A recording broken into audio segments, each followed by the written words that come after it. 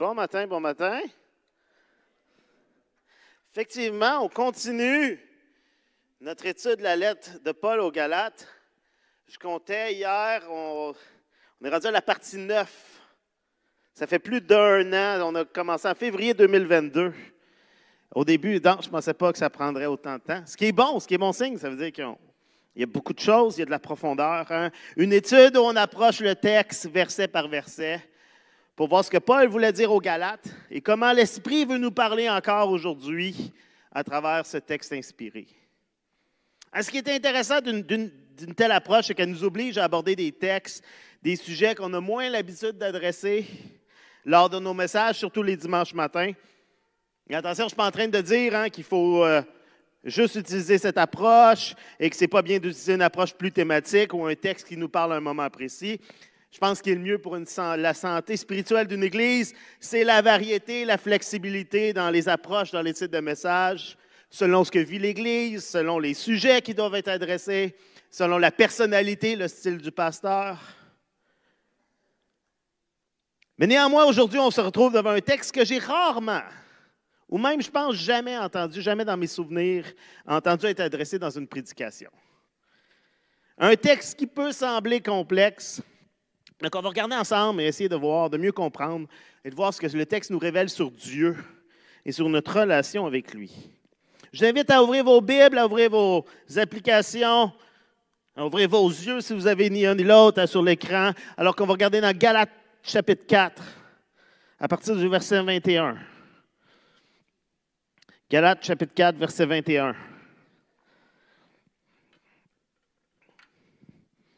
Si vous vous souvenez bien, Paul écrit cette lettre parce qu'il y a un problème dans l'Église. Il y a des gens qui viennent enseigner, des faux enseignants qui arrivent de Jérusalem puis qui disent, si vous voulez avoir la faveur de Dieu, avoir la bénédiction de Dieu, être considérés des enfants d'Abraham, vous devez obéir à toute la loi, vous devez obéir à toutes les traditions juives. Ce n'est pas suffisant de croire dans la grâce de Dieu, de croire que ce que Jésus a fait à la croix, vous devez obéir à toute la loi. Et Paul est en train d'écrire pour dire non, non, non, non. Au verset 21, Paul est dit, dites-moi, vous qui voulez vivre sous le régime de la loi, ne comprenez-vous pas ce que déclare la loi? Vivre sous le régime de la loi. Le régime de la loi. Paul ne parle pas ici de notre obéissance à la loi. Être sous la loi, vivre sous la loi, ça signifie pour Paul de se fier à la loi pour notre statut auprès de Dieu. C'est de considérer que ce n'est que lorsqu'on obéit à toute la loi qu'on peut s'approcher de Dieu. Ce n'est pas aux judaïsants, ce n'est pas aux faux enseignants à qui Paul écrit cette lettre, mais c'est à des gens dont la religion est légaliste. Des gens qui pensent que le chemin vers Dieu passe par l'obéissance à certaines règles ou à certains comportements. Et Timothy Keller, dans son commentaire sur l'Épître aux Galates, parle de 4 types de personnes pour décrire notre rapport à la loi de Dieu. Tout d'abord, il y a ceux qui s'appuient sur la loi pour leur salut, qui considèrent qu'ils doivent obéir à la loi, ils doivent obéir à toute la loi pour être sauvés, et qui obéissent à la loi. Ces gens-là sont, ceux que Paul décrit, sont sous la loi. Ils sont très souvent imbus d'eux-mêmes, moralisateurs, bien pensants, ils se pensent supérieurs aux autres, parce qu'eux, ils obéissent à toute la loi, eux, ils obéissent à la loi de Dieu. De l'extérieur, ils sont certains qu'ils sont droits avec Dieu. Mais profondément, ils ont beaucoup d'insécurité. Parce que personne ne peut être vraiment certain de vivre selon les standards de Dieu. Quand on cherche à obéir, quand on cherche à être sauvé par nos œuvres, on se pose tout le temps la question, mais là, est-ce que je suis correct aujourd'hui? Est-ce que j'ai fait une erreur? Est-ce qu'il y a quelque chose que je n'ai pas remarqué, que j'ai dit ou que j'ai fait ou que je n'ai pas fait? Puis on est tout le temps en inquiétude, en questionnement. Et ça les rend souvent susceptibles, sensibles à la critique, dévastés quand leurs prières ne sont pas répondues. Ces gens-là, en fait, ont beaucoup en commun avec les pharisiens de l'époque de Jésus, qui jugeaient tout le temps les autres, qui se considéraient supérieurs. Premier groupe de personnes. Le deuxième groupe, c'est ceux qui s'appuient sur la loi, mais qui n'obéissent pas à la loi.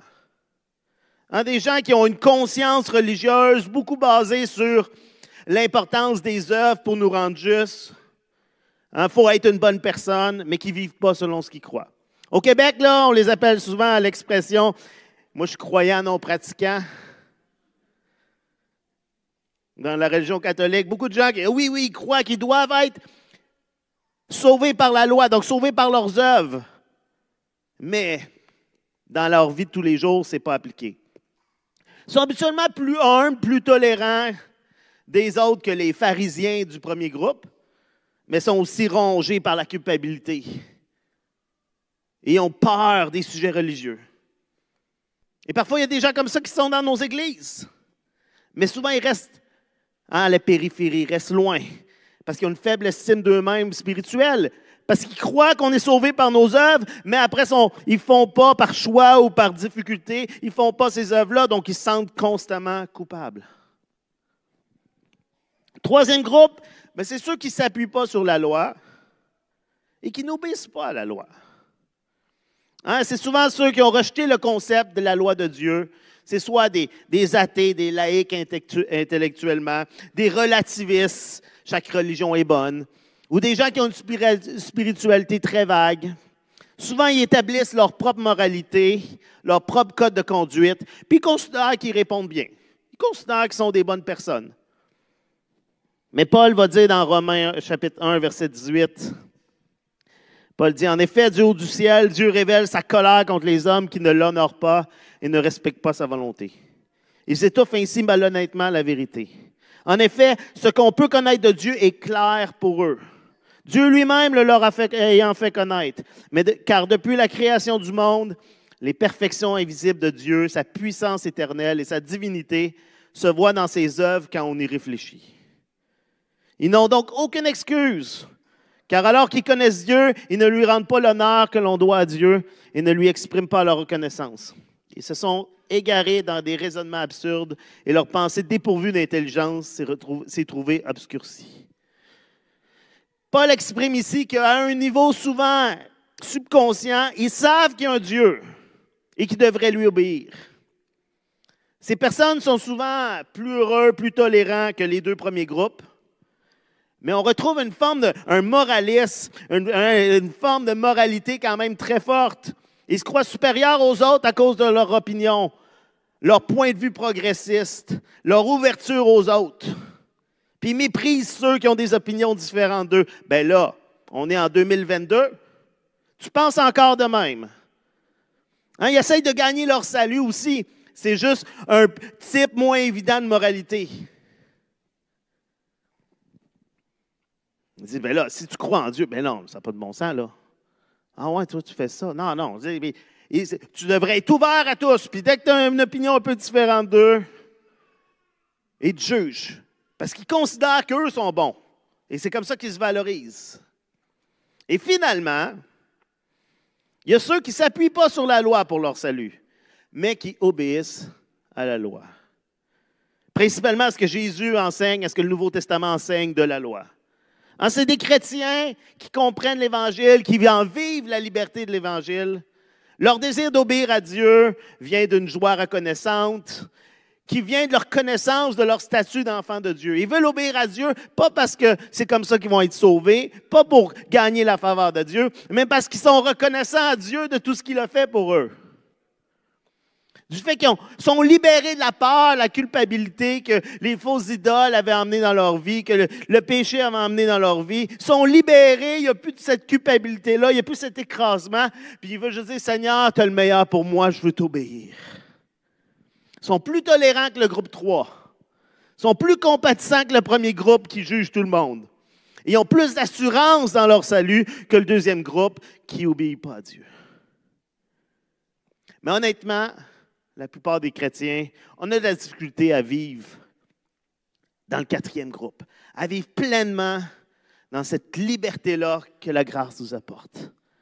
On a tendance souvent à osciller dans les trois autres places. Et on a besoin constamment de dire, OK, Seigneur, c'est quoi ma relation avec la loi? C'est quoi ma relation avec ta parole, avec ce que tu nous demandes de faire? Est-ce que je le fais pour être sauvé? Ou est-ce que je le fais simplement pour te plaire et parce que c'est le meilleur pour moi? Et Paul commence en rappelant aux Galates que dès qu'ils s'appuient sur leur obéissance à la loi pour obtenir leur salut, bien, ils sont condamnés. Parce que dès qu'il essaie d'obéir, la loi dit, tu dois obéir à toute la loi. Et dès que tu commences à dire, oh, je suis sauvé seulement par mon obéissance à la loi, bien, oups, je n'ai pas obéi à toute la loi. Donc, je suis condamné. Et Paul va prendre un récit de l'Ancien Testament, de Genèse, pour essayer d'illustrer la différence entre la loi et la grâce. Galates, chapitre 4, à partir du verset 22. Il y est écrit qu'Abraham a eu 2 fils, l'un d'une esclave et l'autre d'une femme libre. Le fils de l'esclave a été conçu de manière purement humaine, alors que le fils de la femme libre a été donné à Abraham en vertu d'une promesse divine.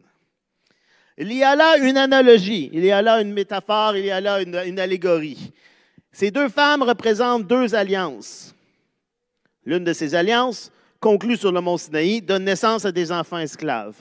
C'est Agar qui la représente. Certes, cette Agar, mont Sinaï, est en Arabie, mais elle correspond à la Jérusalem actuelle, car celle-ci vit dans l'esclavage avec tous ses enfants. Mais la Jérusalem d'en haut est libre. C'est elle qui est notre mère. Car il est écrit, « Réjouis-toi, femme stérile, toi qui n'as pas enfanté, pousse des cris de joie, toi qui ignores les douleurs de l'enfantement. Car les enfants de la délaissée seront plus nombreux que celles de la femme mariée. Or vous, frères et sœurs, vous êtes les enfants de la promesse, comme Isaac. Mais autrefois, le fils conçu de manière simplement humaine persécutait le fils né par l'intervention de l'Esprit. Il en est de même aujourd'hui. Or, que dit l'Écriture? Renvoie l'esclave avec son fils, car le fils de l'esclave n'aura aucune part à l'héritage avec le fils de la femme libre. Ainsi, mes frères et sœurs, nous ne sommes pas des enfants d'une esclave, mais de la femme libre. » C'est difficile de faire « Ah oui, amen, ça me parle. » Donc, de quoi qu'il parle? C'est pour ça que ce n'est pas un texte que les pasteurs sont rapidement poussés à faire « Hey, j'ai une bonne prédication là-dessus. » Ah oui, les gens, ça va les toucher, ils vont revenir à la maison, je veux changer ma vie.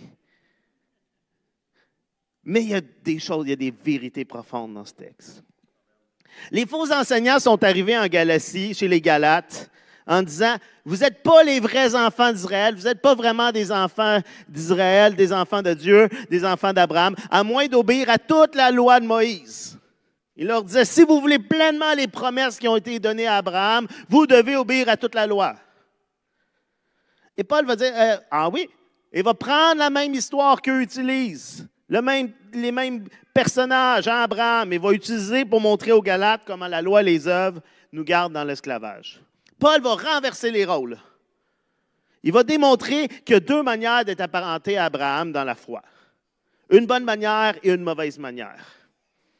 Et pour bien comprendre ce que Paul est en train de dire aux Galates, il faut qu'on recule un petit peu et aller voir de quoi il parle dans Genèse. Genèse 15, versets 2 à 5. Et on recule longtemps. Abraham, à l'époque, s'appelle Abram. Et Dieu lui parle. Abraham répondit, « Éternel Dieu, que me donnerais-tu? Je n'ai pas d'enfant, et c'est Éliézer de Damas qui héritera tous mes biens. Tu ne m'as pas donné de descendance, poursuivit-il. Et c'est un serviteur attaché à mon service qui sera mon héritier. Alors l'Éternel lui parla en ces termes. Non, cet homme-là ne sera pas ton héritier. C'est celui qui naîtra de toi qui héritera de toi. Puis Dieu le fit sortir de la tente et lui dit, contemple le ciel, compte les étoiles si tu en es capable. Il n'y avait pas plein de lumière de la ville pour nous empêcher de voir les étoiles. Il en envoyait beaucoup. Il ajouta, tes descendants seront aussi nombreux qu'elle. Dieu a fait une promesse à Abraham qui aurait une descendance nombreuse. Mais là, Abraham dit, il est déjà âgé, il n'a toujours pas d'enfant. Et traditionnellement, quand le maître n'a pas d'enfant, c'est un de ses serviteurs qui devient héritier. Et Abraham dit, je n'aurai pas d'enfant, c'est mon serviteur qui va hériter de tout. Qu'est-ce que tu pourrais me donner? Mais si Dieu affirme à Abraham que son héritier sera son fils, sera de son sang. L'histoire continue et le temps avance et toujours pas d'enfant. Et dans Genèse 16, versets 1 à 6, Saraï, l'épouse d'Abraham, ne lui avait pas donné d'enfant. Mais elle avait une esclave égyptienne nommée Agar. Elle dit à Abraham, tu vois que l'Éternel m'a empêché d'avoir des enfants. C'est spécial, elle accuse Dieu Elle dit, il m'a empêché d'avoir des enfants. Va donc vers ma servante. Peut-être aurai-je un fils par son intermédiaire. C'est une tradition à l'époque, pas encouragée par la Bible, mais c'est une tradition culturelle de l'époque que si une femme n'a pas d'enfant, l'homme peut aller auprès d'une servante de cette femme-là pour avoir des enfants. Et c'est ce que Sarah enseigne. La culture de l'époque, elle dit, OK, bien, on va faire comme ça. Dieu m'a empêché, moi, d'avoir des enfants, mais on va passer par ma servante. Et Abraham suivit le conseil de sa femme. Sarai, femme d'Abraham, prit donc sa servante Agar et la donna pour femme à Abraham, son mari. Il y avait alors 10 ans qu'Abraham séjournait au pays de Canaan. Il s'unit à Agar et elle devint enceinte. Quand elle vit qu'elle attendait un enfant, elle se mit à mépriser sa maîtresse. Alors Sarai dit à Abraham, « C'est toi qui es responsable de l'injure qui m'est faite. » Ah, Sarah est très dans le blâme des autres. Hein? Il y a peut-être une frustration à cause de sa situation. On va en parler plus tard, mais la stérilité à l'époque, les gens te méprisent énormément. Mais elle dit, Dieu m'a empêché, maintenant c'est toi qui es responsable de ça. J'ai poussé ma servante dans tes bras et depuis qu'elle s'est vue enceinte, elle me méprise. Que l'Éternel soit juge entre nous. Et Abraham lui répondit, ta servante est en ton pouvoir. Agis envers elle comme bon te semblera. Sarah la traita si durement que celle-ci s'enfuit. Et le texte continue. Agar va fuir dans le désert. Et là, il y a un ange qui va lui paraître. Il dit, qu'est-ce que tu fais là? Puis elle dit, je fuis ma servante. Et il va dire, reviens à la maison. Et il va revenir auprès d'Abraham et de Sarai. Et au verset 15, ça nous dit, Agar donna à un fils que son père appela Ismaël. Abraham avait 96 ans quand Agar lui donna ce fils. Abraham décide de ne pas attendre l'intervention surnaturelle de Dieu pour avoir son fils. Lui et Sarah font, OK, Dieu ne nous a pas donné d'enfant alors qu'ils en ont promis un. Et ils choisissent d'utiliser leur approche, leurs moyens, leur stratégie pour provoquer la promesse de Dieu. Et si vous connaissez l'histoire, si vous ne connaissez pas, je vous encourage à aller lire la suite des versets. Dieu va apparaître, il va venir visiter Abraham. Il y a toute l'histoire de Sodome et Gomorrhe à ce sujet-là par la suite. Genèse 21, l'Éternel intervint en faveur de Sarah comme il l'avait annoncé et il accomplit pour elle ce qu'il avait promis. Elle devint enceinte et au temps promis par Dieu, elle donna un fils à Abraham, bien que celui-ci fût très âgé. Il appela ce fils qui lui était né de Sarah, Isaac. Il a ri. Il le circoncit à l'âge de 8 jours, comme Dieu le lui avait ordonné. Abraham avait 100 ans au moment de la naissance d'Isaac. Sarah dit alors, Dieu m'a donné une occasion de rire et tous ceux qui l'apprendront riront à mon sujet. Elle ajouta, qui aurait dit à Abraham qu'un jour Sarah allaiterait des enfants? Cependant, je lui ai donné un fils dans sa vieillesse. C'est à cette histoire que Paul fait référence. L'histoire d'Agar, de Sarah. Et les Juifs savaient qu'ils étaient des enfants d'Abraham, descendants de lui par Isaac, et qu'ils étaient donc les héritiers des promesses de Dieu pour Abraham et sa descendance. Leurs ancêtres avaient reçu la loi de Dieu au mont Sinaï, et leur nation était centralisée à Jérusalem et à son temple. Les faux enseignants disaient aux chrétiens non-juifs de la Galatie que pour être des véritables enfants d'Abraham et avoir accès aux promesses, ils devaient devenir juifs. Ils croyaient en Jésus, mais ils disaient, c'est pas suffisant, il faut que tu vives pleinement la loi juive. Et Paul va dire en Galates 4, verset 24, il y a là une analogie. Ces deux femmes représentent deux alliances. L'une de ces alliances, conclue sur le mont Sinaï, donne naissance à des enfants esclaves. Là, le mont Sinaï, c'est là que le peuple juif a reçu la loi. Et Paul dit, la loi donne des enfants esclaves. C'est Agar qui la représente. Cette Agar, mont Sinaï, est en Arabie. Mais elle correspond à la Jérusalem actuelle, car celle-ci vit dans l'esclavage avec tous ses enfants. Vous réalisez peut-être pas, mais les mots de Paul ici sont incendiaires. C'est extrêmement insultant pour les faux enseignants. Paul est en train de dire qu'Agar et son fils, Agar, c'est une Égyptienne, c'est pour les Juifs, c'est une étrangère, une non-juive. Son fils Ismaël, il dit, il représente l'alliance de la loi et la ville terrestre de Jérusalem. Il est en train de dire, ces gens-là sont en l'esclavage. Il dit, vous pensez que vous êtes des descendants de Sarah, vous êtes des descendants des fils de la promesse, mais profondément, vous êtes esclaves encore. Paul veut que ceux qui écoutent les faux enseignants réalisent que c'est Agar et non Sarah qui correspond à la ville actuelle de Jérusalem, la Jérusalem physique. Où étaient la plupart de Jérusalem, c'était des non-croyants, c'était des gens qui étaient esclaves de la loi. Et Paul dit, vous pensez que vous êtes des enfants libres, mais vous êtes une descendance spirituelle, une image de l'esclavage de la loi. Abraham a choisi de s'appuyer sur ses propres capacités, ses propres forces.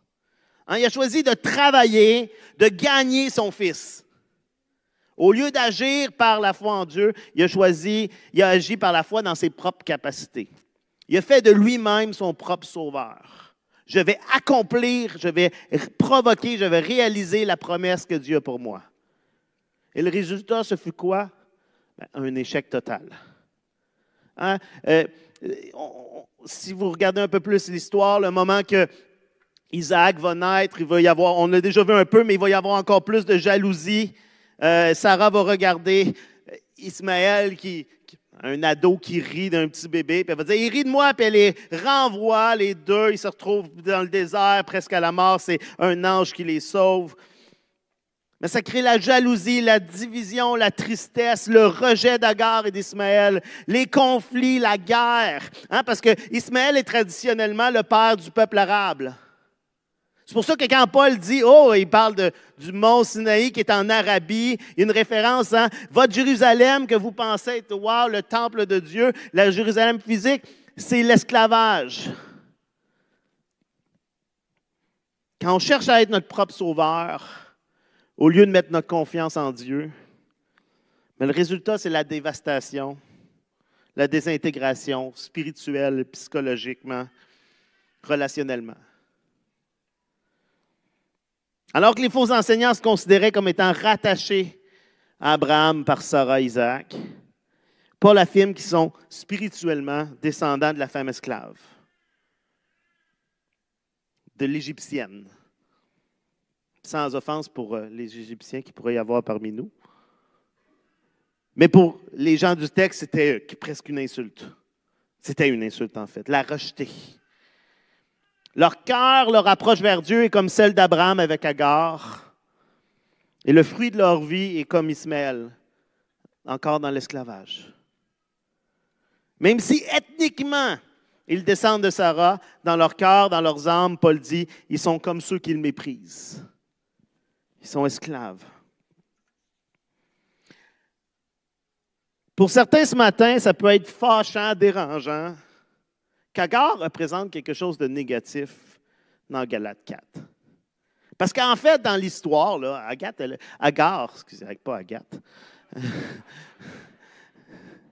Agar, elle n'a rien fait de mal. C'est une victime innocente. C'est une esclave, qui se fait dire, ben là, tu vas marier le mari de ta maîtresse. Elle fait, ben, d'accord, je n'ai pas beaucoup nécessairement le choix. Après, elle se fait rejeter de la maison. Elle n'a rien fait. Puis là, on lit le texte de Paul, elle fait comme, ben là, pourquoi Paul l'utilise de manière si négative? Et Sarah, qui dans le texte de Genèse manque de foi, encourage Abraham dans cette mauvaise décision, qui représente dans Galates quelque chose de positif, ça peut venir nous chercher. On fait comme, hey, c'est injuste pour ces personnes-là. Mais rappelons-nous ce que Paul dit au verset 24. Il y a là une analogie. C'est une illustration, une bonne illustration symbolique de la grâce et des œuvres. Paul n'est pas en train de prendre ces personnes-là et de dire cette personne-là est mauvaise, cette personne-là est bonne. Il est en train de voir, wow, il y a quelque chose ici, il y a une belle image, une belle illustration pour nous aider à comprendre que dans ce sens figuré très précis, le fils d'Agar représente de chercher le salut par les œuvres. Comme Abraham a cherché par ses œuvres, par ses moyens, à accomplir la promesse. Et Paul dit, Sarah représente de s'appuyer sur la grâce de Dieu pour son salut, parce que Sarah ne pouvait rien faire. Elle était stérile, elle était infertile, elle ne pouvait rien faire par elle-même, il n'y avait plus de solution, et c'est l'intervention de Dieu qui l'a rendue enceinte. Le but n'est pas nécessairement de lire le passé d'une nouvelle manière, de dire, les personnages avaient des mauvaises intentions, mais d'y voir une illustration de ce que Paul essaie de communiquer. Et c'est une approche que Paul utilise beaucoup dans ses écrits. Dans un récit où un personnage choisit de mettre sa confiance dans ses propres efforts plutôt qu'en Dieu, il y a une illustration très claire qui nous aide à comprendre ce que Paul veut enseigner. Et en plus, qui venait chercher les gens de l'époque parce que les faux enseignants, ils enseignaient, ils parlaient sur Abraham et sur l'importance pour être un enfant d'Abraham, d'obéir à la loi. Et Paul va prendre quelque chose qui vient les chercher. L'Évangile nous annonce qu'on n'essaye pas d'obtenir notre justice par nos propres habiletés, par nos propres forces. Au contraire, on reçoit notre justice par l'action surnaturelle de Dieu dans l'histoire. La naissance miraculeuse de Christ, la mort qu'il a portée, où il a porté nos péchés, la résurrection où la mort a été vaincue. On doit s'appuyer sur Dieu. Attention, avertissement. Dans le texte de Galates, Paul fait l'analogie seulement avec le salut par les œuvres ou par la grâce. Paul parle ici du salut. Vous ne pouvez pas prendre ce texte de Galates pour dire que ceux qui utilisent des choses humaines pour régler leurs problèmes sont en train de rejeter Dieu ou de manquer de foi. Vous ne pouvez pas prendre ce texte pour dire que ceux qui prennent des médicaments ou des traitements médicaux ne s'appuient pas sur Dieu. Vous ne pouvez pas prendre ce texte et dire que ceux qui utilisent des technologies humaines face à leurs problèmes de stérilité manquent de foi, qui ne s'appuient pas sur Dieu. Vous ne pouvez pas dire que ceux qui travaillent pour répondre à leurs besoins financiers ne s'appuient pas sur Dieu. Vous ne pouvez pas dire que ceux qui cherchent des conseils auprès d'autres personnes, des amis, des conseillers, des thérapeutes, des psychologues, c'est parce qu'ils manquent de foi et qu'ils ne s'appuient pas sur Dieu. Vous ne pouvez pas dire que ce texte-là parle seulement du salut. En fait, il y a d'autres versets qui appuient, qui encouragent les choses, qui encouragent la médecine, qui encouragent de travailler, qui encouragent d'aller chercher des conseils. Mais je le dis parce que je l'ai déjà entendu, des gens qui disent, là, si tu vas voir un médecin, c'est parce que tu manques de foi, confie-toi en Dieu. Et c'est vrai, il faut se confier en Dieu. Mais Dieu nous donne aussi l'intelligence et Dieu nous encourage à utiliser cette intelligence-là qu'il nous a donnée. Le texte de Galates ici nous parle que du salut. Et d'autres applications du texte de la Genèse doivent faire très attention. Le contexte d'Abraham est très particulier. Il a reçu une promesse très précise de Dieu. Dieu a fait une alliance littéralement avec lui. Il y a le feu qui va passer entre des animaux. Abraham a entendu la voix de Dieu. Il y a même l'ange de l'Éternel qui est venu le voir en personne pour confirmer la promesse. C'est une situation très particulière. Donc faites attention avant de juger les autres. Faites même attention pour vous dans votre vie, avant de vous juger aussi. Assurez-vous que ce que vous considérez être une promesse de Dieu, c'est vraiment biblique. C'est vraiment Dieu.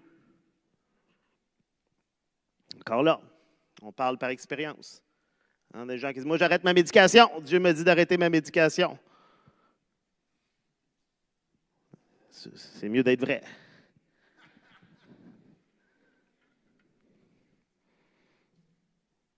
Donc je veux juste m'assurer, parce que c'est facile de prendre ce texte-là et de mal l'appliquer. Paul parle ici du salut. Paul dit, s'appuyer sur ses propres forces, c'est comme le salut par les œuvres. Ça nous rend esclaves. S'appuyer sur la grâce de Dieu, ça nous rend libres. En verset 26, Galates 4, 26 dit, « La Jérusalem d'en haut est libre. C'est elle qui naît de notre mère. » La cité mère à l'époque, c'est une expression, c'était l'endroit où on est à la maison, où on est un citoyen, où on a des droits. Les citoyens romains, peu importe où ils étaient des citoyens de Rome. Et tu étais citoyen d'une ville. C'était la mère patrie, la cité mère. Et Paul est en train de, c'est ça qu'il est en train de dire. La Jérusalem d'en haut, c'est notre mère. C'est le ciel. Le ciel est notre demeure. Le ciel est notre maison. C'est là qu'on appartient. C'est là où nous sommes chez nous. C'est là où on a des droits. Paul veut nous rappeler où nous allons. Il y a une liberté dans la Jérusalem céleste, dans le fait d'être un enfant de la promesse. Paul nous rappelle qu'on est libre, qu'on ne vit pas pour cette terre, pour ses désirs. On n'est pas esclave aux principes faibles et misérables de ce monde. On est un peuple libre. On est des enfants d'un Père qui nous prépare une place dans une demeure céleste. Ça change tout sur notre vie ici sur terre. Parce qu'on ne vit pas pour maintenant. On vit pour le ciel.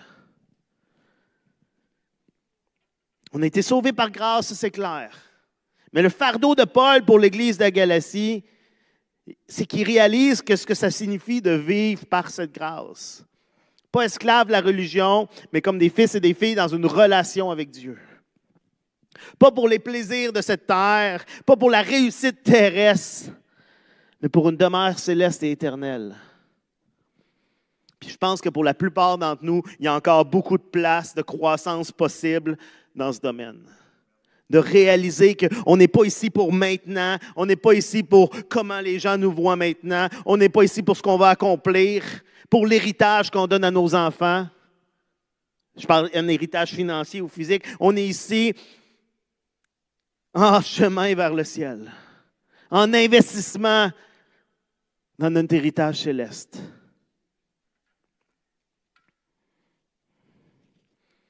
Paul démontre comment l'Évangile, c'est une grâce pour les stériles.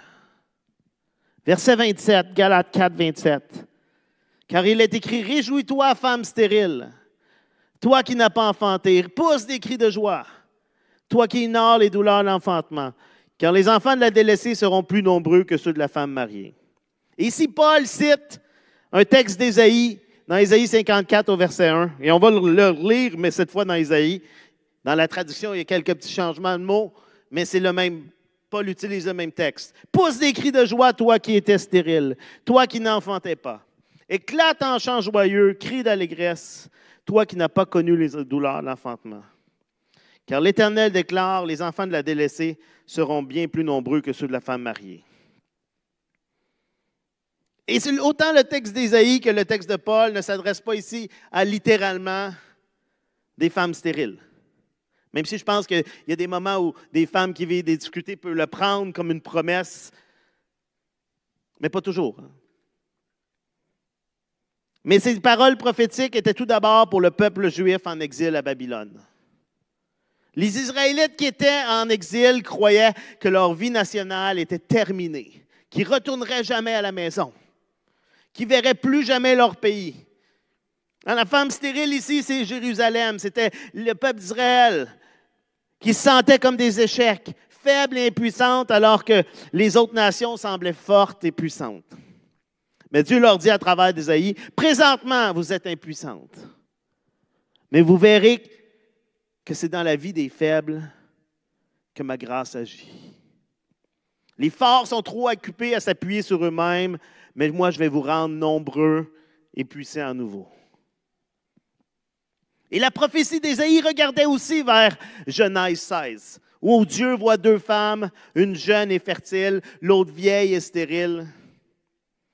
Et Dieu choisit de sauver le monde au travers de celle qui est stérile, au travers de Sarah.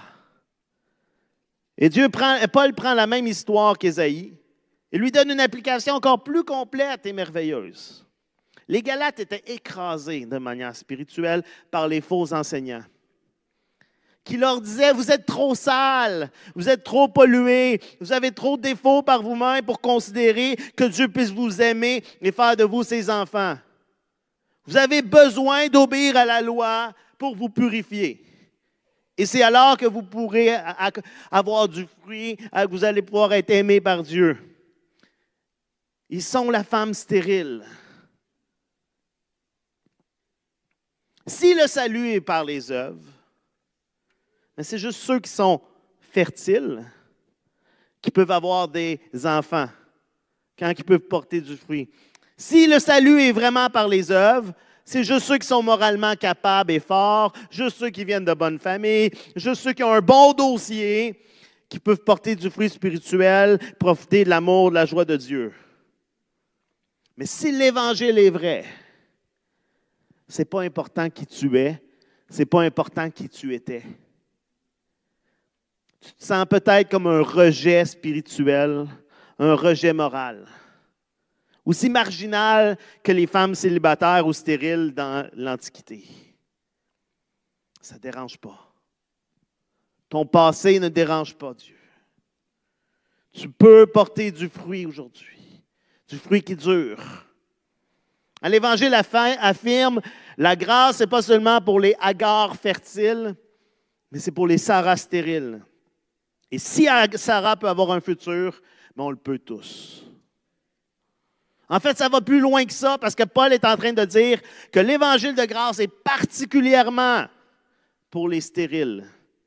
Là, je ne parle pas stérile physiquement. Là. Vous comprenez qu'on est dans une allégorie encore, comme Paul. Les compétents, les fertiles pensent qu'ils peuvent réussir sans Dieu. Ils sont capables. Donc, ils rejettent l'Évangile de grâce. Paul est en train de dire ce que Jésus dit dans la parabole du fils prodigue, du fils aîné. Le fils prodigue arrive finalement devant son père et dit, « Je ne mérite même pas d'être ton enfant. Accepte-moi comme un serviteur. J'ai besoin de toi. »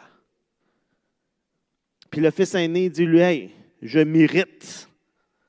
Je mérite toutes ces choses-là, puis tu ne me les donnes pas. » L'Évangile nous montre que souvent, ce sont les forts, les moraux, les bons, les religieux, les bien-pensants qui, à la fin, sont souvent esclaves. Parce qu'ils mettent tellement de valeur sur comment ils agissent, comment ils sont, qu'ils en sont esclaves. Sarah devient un très grand encouragement pour ceux qui se voient comme des échecs. Dans l'Antiquité, la valeur d'une femme était presque entièrement basée sur sa capacité à avoir des enfants. Les cultures anciennes disaient à une femme que sa valeur dépendait de sa capacité à avoir des enfants. Puis que si elle ne pouvait pas porter d'enfants, sa vie était inutile pour la tribu. Il y avait un jugement extrêmement fort qui peut nous aider à comprendre l'amertume de Sarah. Elle n'est pas capable d'avoir d'enfants. Donc, elle, si les autres ne la jugent pas, elle se juge énormément. Elle ne peut pas répondre à ce besoin pour son mari d'un héritier. Elle trouve un autre moyen, mais quand elle regarde, chaque fois qu'elle voit Agar, qu'elle voit sa bédaine qui grossit, ça crée encore plus de colère en elle. Pas de la colère justifiée, là, mais c'est là pareil. Énormément d'amertume. Pourquoi pas moi? Et même dans notre société moderne, je pense que beaucoup de femmes célibataires ou sans enfants peuvent se sentir stigmatisées, inutiles, ressentant un regard, un jugement non dit, mais qui sont un peu des échecs. Ah, t'aurais dû. Il te manque de quoi? Hein? Mais la Bible nous montre ici, on ne doit pas faire du mariage, des enfants, toute notre vie, notre raison d'être, notre valeur. De la même manière qu'on ne doit pas faire de notre carrière, de l'argent, du pouvoir, de l'approbation des autres, la source de notre valeur. Ce qu'on prend comme étant la source de notre valeur, si ce n'est pas Dieu, c'est ce que la Bible appelle une idole. Un faux Dieu dans nos vies. Parce qu'on y prend, on met toute notre valeur sur cette chose-là, alors que cette chose-là ne peut pas nous donner notre valeur, parce que notre valeur, on la trouve seulement en Dieu. Et tout peut devenir une idole. Même les bonnes choses de notre vie, si on y met toute notre valeur. Hein? On parle ici de l'obéissance à la loi, ça pouvait devenir une idole. Notre famille peut devenir une idole si on y trouve toute notre valeur. Notre emploi, notre réussite, notre implication à l'Église. Empêchez-vous pas de vous impliquer, là. On veut que vous vous impliquiez, on en a besoin. Mais dis-toi pas, hey, moi je suis un bon chrétien, moi je suis impliqué là, puis je fais ça. Les gens ils me voient faire, hey, lui c'est le gars, là, c'est le gars qui est en avant, là. Si votre valeur, si vous trouvez votre valeur dans autre chose que Dieu, que votre statut en Dieu, c'est très dangereux que ce soit une idole. L'Évangile crie que ceux qui ont le plus vont découvrir que leur stratégie pour se valoriser vont s'écrouler. Et que les stériles, les pauvres, les marginaux, lisez le sermon sur la montagne, peuvent porter du fruit, peuvent porter plus de fruits, plus de richesse, plus d'impact que tous les autres. Ils peuvent porter beaucoup de fruits s'ils commencent à vivre l'Évangile et à aimer et servir les autres. La religion, la philosophie en général enseigne que Dieu, que le salut, c'est pour ceux qui sont bons. Hein, je suis une bonne personne. C'est un message très exclusif. Hein, la société dit, les chrétiens, vous êtes très exclusifs. La société en général est très exclusive. Il faut être bon. L'Évangile aussi, c'est très exclusif, mais différemment. L'Évangile nous dit que Dieu, le salut, c'est seulement pour ceux qui savent qu'ils ne sont pas bons. Pour ceux qui disent, par moi-même, je ne suis pas capable. Par moi-même, je ne peux rien. Mais l'Évangile va encore plus loin et devient une exclusivité inclusive. N'importe qui peut appartenir à Dieu par l'Évangile, peu importe son passé, peu importe son arrière-plan, peu importe qui tu étais ou ce que tu fais ou combien tu es faible. L'Évangile dit, Dieu veut t'accepter tel que tu es, par Jésus. La religion qui oblige d'obéir à des règles, c'est pour les nobles, les compétents, les moraux, les forts. Mais l'Évangile, c'est pour tous. En fait, Jésus affirme que les compétents, les forts, sont souvent plus loin du royaume de Dieu que ceux qui se considèrent comme des échecs moraux, qui sont faibles spirituellement. Le nombre de fois dans les évangiles que Jésus va dire, les pharisiens sont plus loin. Oui, ils obéissent le plus possible à toutes les lois en apparence, mais sont loin du royaume de Dieu. C'est pourquoi tout le monde, du plus religieux au plus non religieux, a besoin de l'évangile de la grâce. Les gens religieux rejettent Jésus comme sauveur parce que leurs œuvres religieuses sont des efforts pour mériter la faveur de Dieu. Ils ne voient pas Jésus comme un sauveur, ils voient leurs œuvres comme leur sauveur. Jésus, c'est peut-être un bon exemple, c'est peut-être un aide, mais ce n'est pas leur sauveur. Les non-religieux adorent aussi quelque chose. Je l'ai parlé un peu plus tôt, on a tous besoin d'un sentiment de valeur. Donc, on adore tous quelque chose qui devient notre source de valeur. Mais ces choses-là nous contrôlent alors qu'on les cherche. Ils nous déçoivent quand on les trouve. Ils nous dévastent si on les perd. Beaucoup de choses. Quand je vais avoir ça, quand je serai dans telle place, je vais être heureux. Je vais être une bonne personne. Puis quand on arrive là, on fait « Non, c'était pas ça. Il me manque encore de quoi. » Dans notre état naturel, autant servir Dieu que de rejeter Dieu, c'est identique. Dans les deux cas, on cherche à garder notre indépendance sur Dieu en niant qu'on est pécheur et qu'on a besoin d'être sauvé par sa grâce. Ceux qui disent « Je suis une bonne personne parce que j'obéis à toute la loi de Dieu » nient qu'ils ont besoin de Dieu. Ceux qui disent « Dieu n'existe pas, je n'ai pas besoin de lui » nient aussi qu'il existe Dieu. On cherche à mériter notre propre valeur. Et donc, on est, pour prendre les termes de Paul, des Ismaël, les enfants de l'esclavage. Mais Paul termine ce texte en disant, au verset 31, « Mes frères et sœurs, nous ne sommes pas les enfants d'une esclave, mais de la femme libre. »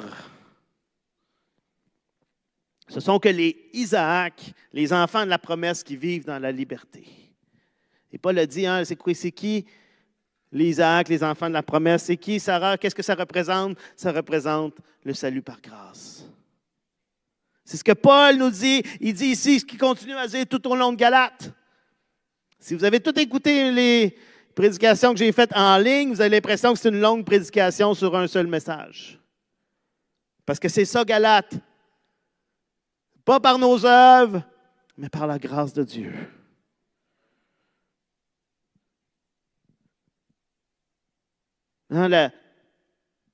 Paul dit, on n'a pas été obéissant à la loi. La vieille alliance disait que le peuple de Dieu devait obéir à toute la loi. Mais on a désobéi à la loi. Alors, d'où vient notre salut? Au verset 29, Paul disait, autrefois le Fils conçu de manière simplement humaine persécutait le Fils né par l'intervention de l'Esprit. Et je ne veux pas trop parler sur la partie de persécution, est en train de dire qu'il y a toujours des conflits. Mais le mot « né par l'intervention de l'Esprit » est intéressant. Paul nous dit que notre statut de fils et de fille, d'enfant de foi, dans la promesse de Dieu, vient par l'intervention de l'Esprit et non par nos efforts humains. Le salut, c'est un miracle. C'est une grâce. C'est une intervention divine dans nos vies. On est comme, face au salut, on doit être comme Sarah, qui n'a rien pu faire. Même quand ils ont essayé de faire de quoi, ça n'a pas fonctionné. Mais l'enfant héritier est venu par un miracle de Dieu. J'ai invité les musiciens.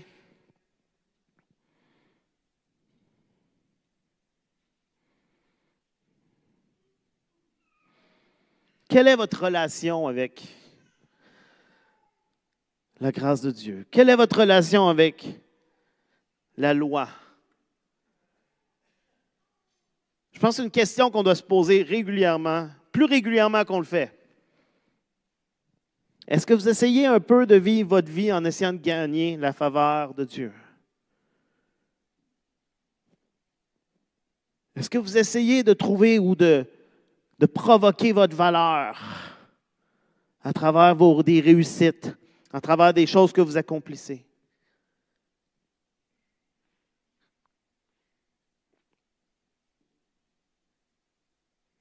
Et souvent, je pense qu'on est on vacille d'un bord ou l'autre. On se rapproche de la grâce, puis pas longtemps après, on revient vite à essayer de mériter la grâce de Dieu, essayer de mériter la faveur de Dieu, le salut. Que l'Esprit puisse nous ouvrir les yeux de notre cœur.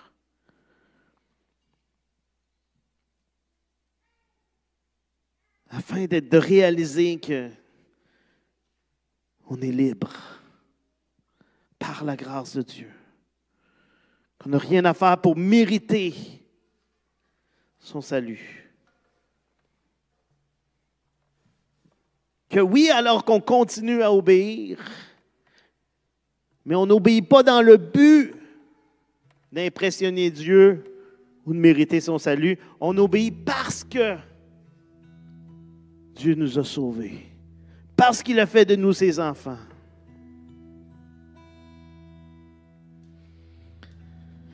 Peut-être qu'aujourd'hui, vous vous sentez stérile, sans valeur, un échec, esclave de quelque chose. Peut-être que vous dites, je ne vaux rien. Pourquoi Dieu voudrait de moi? Pourquoi Dieu voudrait m'utiliser avec mon passé, avec toutes mes erreurs, avec mes luttes, avec le péché qui est encore dans ma vie.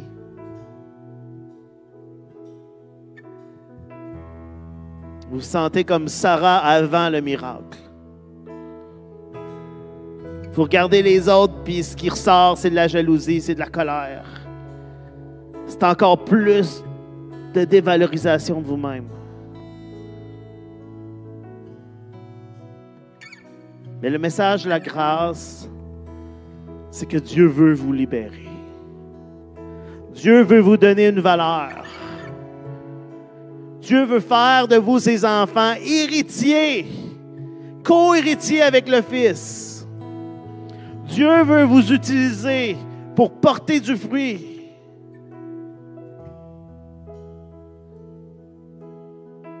Dieu ne vous voit pas avec vos yeux, avec les mêmes yeux que vous. Il ne vous voit pas comment vous êtes ou vous étiez.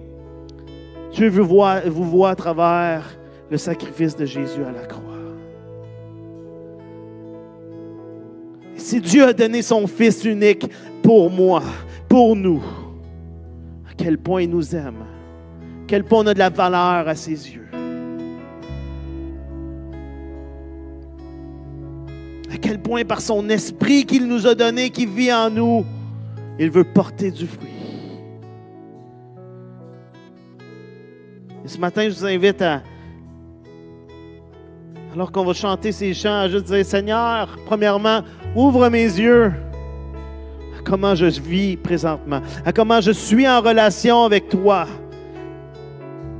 Où est-ce que je cherche ma valeur? Peut-être que ce matin, on a besoin d'abandonner, on a besoin de se repentir, on a besoin de reconnaître qu'on cherche par nos propres moyens. Et de laisser Dieu prendre la place, Dieu nous restaurer, Dieu nous transformer. Peut-être que ce que vous avez besoin ce matin, c'est de réaliser l'amour de Dieu, la grâce de Dieu. À quel point vous avez de la valeur pour lui. À quel point il vous aime, il veut vous utiliser.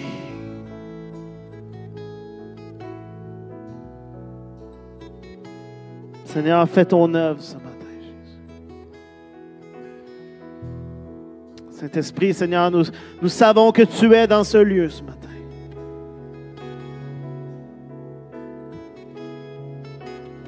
Qu'à travers ta parole, Seigneur, tu nous parles d'une manière personnelle, d'une manière individuelle. Tu connais nos cœurs, tu connais nos questionnements. Tu connais, Seigneur, comment on se sent, comment on se voit. Seigneur, tu veux nous transformer. Tu veux te révéler à nous, Seigneur. Oui, Saint-Esprit, parle-nous ce matin. Parle à nos cœurs, Dieu. Attire-nous à toi, Seigneur.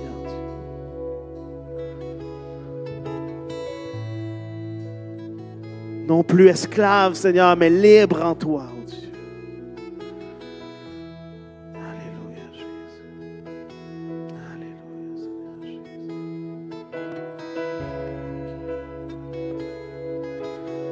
Alléluia, Seigneur. Révèle ton amour, Seigneur. Montre-nous notre valeur en toi, Seigneur Dieu. Montre-nous notre identité en toi, Jésus. Des fils et des filles de Dieu. Des gens libres, des envoyés pour une mission. Seigneur, nous avons tellement de valeur à tes yeux. Alléluia, Jésus. Parle, révèle-nous ta grâce, Seigneur Dieu. Au nom de Jésus.